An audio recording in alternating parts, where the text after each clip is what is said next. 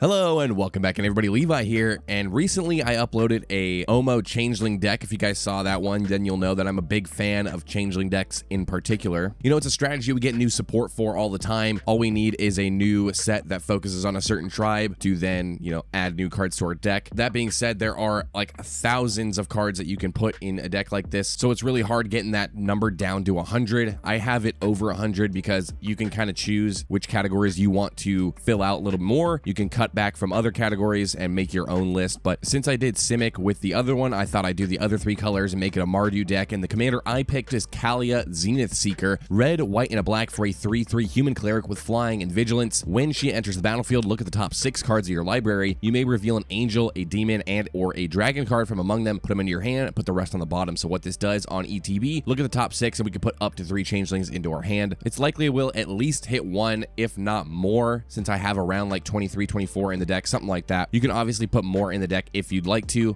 tweak the deck like I was saying earlier to see what really works for you. So the first category I'm gonna go over, obviously the changelings. Some of the good ones include like Avian Changeling, 2 and a white for a 2/2 shapeshifter changeling. It just has flying, so that's the only thing. The good thing about a card like this is we're going to be buffing up our changelings with a bunch of other like tribal lords and things like that. So having a changeling that already has flying, which is a form of evasion, is going to help us do a lot of damage to our opponents once we get some of our buff spells out. Similarly, I have Skeletal Changeling, 1 and a black for a 1/1 shapeshifter changeling, pay 1 and a black, and then you regenerate Skeletal Changeling. So it has its own built-in protection, which is also really nice. Since obviously not every card in the deck is a changeling, I threw in cards like Maskwood Nexus. If you don't know what this card does, 4 mana artifact. Creatures you control are every creature type, and the same is true for creature spells and creature cards that are on the battlefield. You can pay 3 and tap it to make a 2/2 shapeshifter with changeling. So obviously it's the most important card in the deck because all of our like payoff or buff cards will work for every creature we have and not just the changelings. And since it's the most important card in the deck, I also threw in cards like Mirror Entity, 2 and a white for a 1/1 shapeshifter changeling, pay X. Until end of turn, creatures you control have base power and toughness XX and gain all creature types. Cool thing about this is you don't have to put a lot of mana into this to get your creatures to have all the creature types you want. You could just put 1 mana into this if you only needed your creatures to have all the creature types, but if you have extra mana, you might as well pump a little more into this to get your creatures a little bit bigger if you're going in for a big swing or something like that. I also have a 1-shot version of the same effect, Shields of Velis Vel, a single white mana for a tribal instant shapeshifter changeling. Creatures target player controls get +0/+1 and gain all creature types until end of turn. So the redundancy is the important part in this deck. Obviously we have tons of changelings, but being able to turn all of our creatures into changelings is a really handy thing to do. A little more important in this list than opposed to the Omo list because Omo gives your creatures like the changeling thing with the everything counters. This one doesn't, so you kind of have to work around that a little bit more than you would in that deck. The next category I'm talking about here is like the buff spells. So I have cards like Cloud Shredder Sliver, red and a white for a 1/1 sliver. Sliver creatures you control have flying and haste. Just overall really good keywords that you want your team to have. Another fantastic one here, Cordial Vampire, black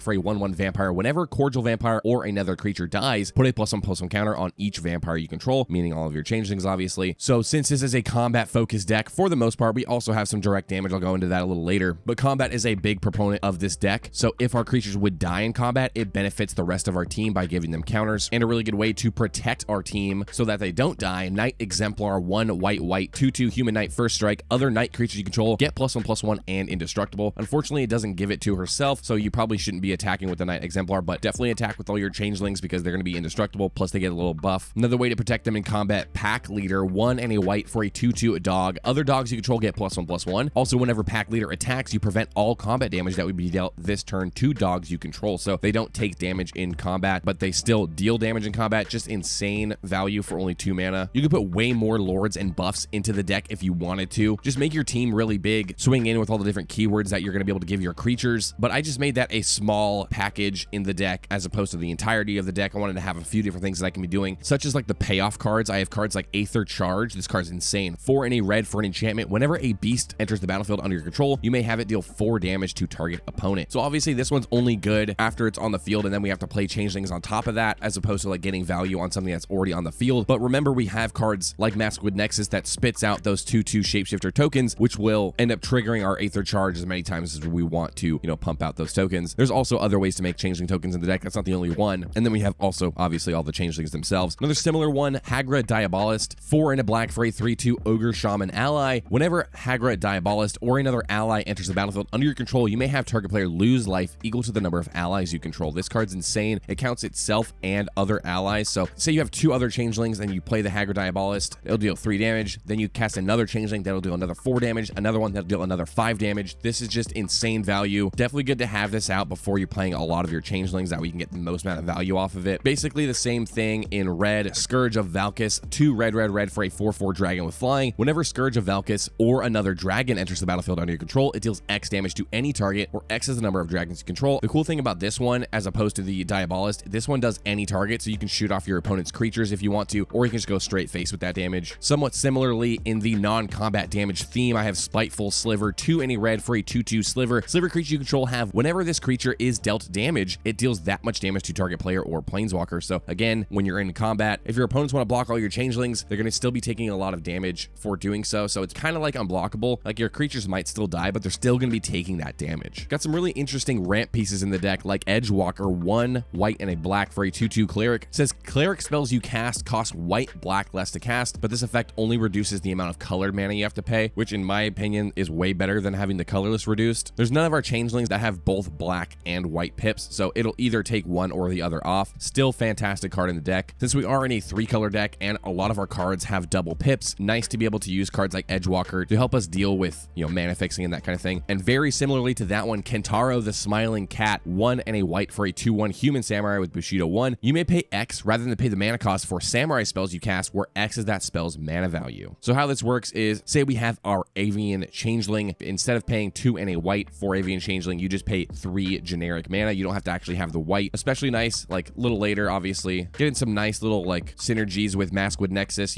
Instead of paying triple red for a Scourge of Valkis once it is a Changeling, you can pay just 5 generic mana. So again, with just helping the mana fixing problem. Up next, a really good mana dork with Revaz of the Claw, 1 black and a red for a 3/3 Lizard Warlock with Menace. It says tap, add 2 mana in any combination of colors, spend it to only cast a dragon creature spells, and then once during each of your turns, you may cast a dragon creature spell from your graveyard. Also, whenever you cast a dragon creature spell from your graveyard, it gains when this creature dies to exile it. So you can't be like looping them in and out, but this says double duty for our deck. This helps us ramp out either our dragons or our changelings, because we do have a fair amount of dragons in the deck as well. Another good thing is the recursion with it. If some of our changelings happen to die in combat or something like that, die to a board wipe, whatever, we are able to cast them out of our graveyard a little bit later if we need to with Revaz. Pretty good ability, I'd say. Last up here, the utility category, just some really good cards that help propel our deck forward that don't really fit into some of the other categories. So I have cards like Ancestor's Prophet, 4 and a white for a 1/5 human cleric. It says tap 5 untapped clerics you control to gain 10 life. How good is this going to be in the deck? I don't really know. 10 life seems pretty good, but you do have to tap 5 changelings. If you have a ton of changelings on the board, I don't think this would be that big of a deal. Place you'd want to use this is if you're behind. Somebody has a bigger board than you. You don't want to be tapping all your creatures down to attack. You want to leave them up as blockers. So leave up all your creatures as blockers, and if you need to block, you can tap them in response after they've blocked to gain the 10 life. Just a good defensive measure if we need it. And the recently reprinted and now a very budget card, one of my favorite cards I have not been able to get many copies of because it used to be like $10, is now $1. Conjurer's Closet, 5 mana artifact. At the beginning of your end step, you may exile target creature you control, then return it to the battlefield. Obviously, this is for rebuying the ETB off of our commander. If we could do this every one of our end steps, you continually look through the top 6 and get those 3 changelings. You can even go more into a blink theme if you want to. I didn't throw that many blink cards in the deck because there's only so many slots that you have in a deck like this, because there's so much you need to be doing or want to be doing. You could probably build 3 Kaalia Zenith Seeker decks and make them all be different, because there's so many different cards you can put into a deck like this with all the different tribes, all the different strategies. You can make it a complete direct damage. You can go full buff and go all big swinging attack. So many things you can do with this deck. Full blink deck. You can make it more of an ETB. I'm not sure why you would, but you could. Pick up your Conjurer's Closet now is all I'm saying. It's a really cheap card. I'm probably gonna get like 5 copies after this video. Pretty cool recursion card, Grim Captain's Call, 2 any black for a sorcery. Return a pirate card from your graveyard to your hand, then do the same for Vampire, Dinosaur, and Merfolk. So this for 3 mana returns up to 4 changelings from your graveyard to your hand. A really good way to reset after a board wipe. Probably one of the most ridiculous cards in any changeling deck. I actually stole this from my friend who's currently putting together a pseudo 5-color changeling deck with Ulalek as the commander. It's an insane build. He showed me Realmbreaker and I was like, this tech is just so stupid. It could be good and it could be bad. This may end up screwing you. It just depends. I'll go ahead and read it. Legendary artifact, the less important part, but it is still pretty good. 2 and tap. Target opponent mills 3 cards. Put a land card from their graveyard onto the battlefield tapped under your control. It gains if it would leave. You exile it instead of putting it anywhere else. It is a little bit of ramp if you need it early in the game. You are in Mardu, so I wouldn't use this unless I already saw a land in an opponent's graveyard for the most part, because I don't want to bank on having a land in their top 3. So if I pay the 2 mana, I don't want to get nothing in return. Now for the important part of this card, pay 10 mana, tap this, sacrifice it, search your library for any number of Praetor cards, put them onto the battlefield, then shuffle. Obviously, you know where I'm going with this. This gets every Changeling out of your deck. Like I said, it could be good, it could be bad. If you take every Changeling out of your deck and put it onto the battlefield and you get board wiped, you're screwed. You have a very little recursion in the deck. I have a few here or there, like the Grim Captain's Call, like I was talking about. There's a couple other cards as well. But I would say if you're gonna use this, get like 10. Don't get all 20, however many I have. Get like 10. Get a good amount, enough for where you can win. And if you don't win, you won't get completely shut out of the game. Just be cautious with this is what I'm saying. Plus, you're paying 10 mana into it, so you want to get a good amount of value. It's hard to evaluate how good a card like this is until you actually play it. I haven't yet. I may throw it in my Omo deck. I'm not 100% sure, but it's cool nonetheless. Last card I'm talking about here, Throne of the Grim Captain. This card's ridiculous. 2 mana, legendary artifact, tap, mill 2 cards. We don't care about that. We want craft with a dinosaur, merfolk, pirate, and vampire for 4. So yeah, this is just gobbledygook basically, if you don't know what this does. How it works is you pay 4 mana, exile the Throne of the Grim Captain and a creature of each of those types, either from the battlefield or from your graveyard, and then when you do, you get to transform it into the backside. Obviously, the cool part about this one is you just have to exile 4 Changelings, either from your graveyard or from your battlefield. This is basically like the only place you can play a card like this is in a Changeling deck. What you get from it on the back is actually pretty gross. It's the Grim Captain 7/7 Skeleton Spirit Pirate Menace Trample Lifelink Hexproof. Good luck getting rid of this one, guys. Whenever the Grim Captain attacks, each opponent sacks a non-land permanent. Then you may put an exiled creature card used to craft the Grim Captain onto the battlefield under your control, tapped and attacking. So it's not even that bad if we're sacrificing, or I guess exiling our Changelings that we already have on board to get this guy out, because immediately after he attacks, if we give him haste, you can immediately do it. But if you don't give him haste, the next turn, you're going to be getting some of those Changelings back on the field. As long as this guy sticks around, and it's likely that he will because he has hexproof. Not to mention he's a menace, trample, lifelink creature that's 7/7, and he makes everyone sack. It's just insane value. Really cool card. You can definitely build around a card like this. You could do more of this style of thing where you're just putting in crazy, ridiculous cards that only really work in a Changeling deck like the Grim Captain. Like nobody's playing Merfolk, Pirate, Dinosaur, Vampire, Tribal. It's just, it will never work. It's only good for Changeling decks. So even though it doesn't really fit with what else we're doing, where else are you going to play it? So I threw it in a deck like this. I can go on for ages with all the different cards you can put in this Kaalia deck. It's actually ridiculous how hard it is to cut down to 100. I left it at around 110, something like that. Like I said in the beginning of the video, tweak this to however you like it. Make your own version of the deck. You could just copy mine if you want. You'd have to take out a couple cards, obviously, because you're at 108 or whatever it's at. But whatever sounds more fun to you, just lean more heavily into that. I didn't even look into every tribe for like the best cards. I looked into a lot of them, but you definitely could if you wanted to. If you want to go ahead and check every creature type, just type it in Scryfall and find any card that references that creature type, and then